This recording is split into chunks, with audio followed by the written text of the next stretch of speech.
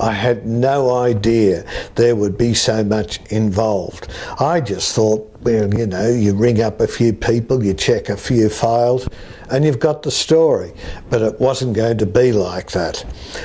Everything had to be hard fought for, and it was also a real handicap when I discovered that the only child of Frank Paice and his mistress, later wife Olga, had very little information about the family. He admitted himself he was not a curious man.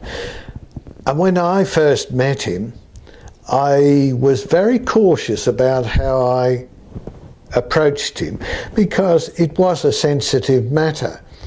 But when I rang him up and said that I would like to talk to him because his father had been married to my great aunt, there was quite a pause, and he didn't know whether he wished to speak to me.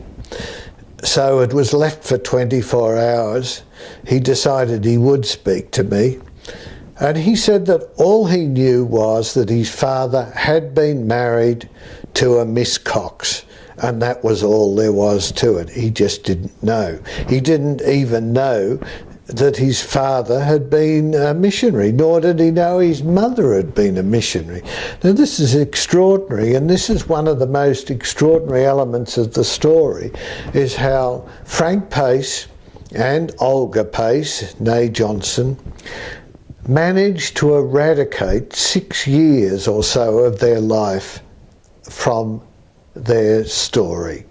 I mean, it was amazing. Frank was a pillar of society in Melbourne for many years, yet even his closest friends and workmates did not know that he'd been a missionary, did not know that he'd been divorced, did not know he'd been involved in a scandal.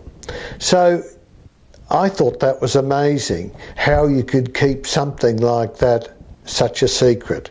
And that, I think, is one of the attractions of God's triangle.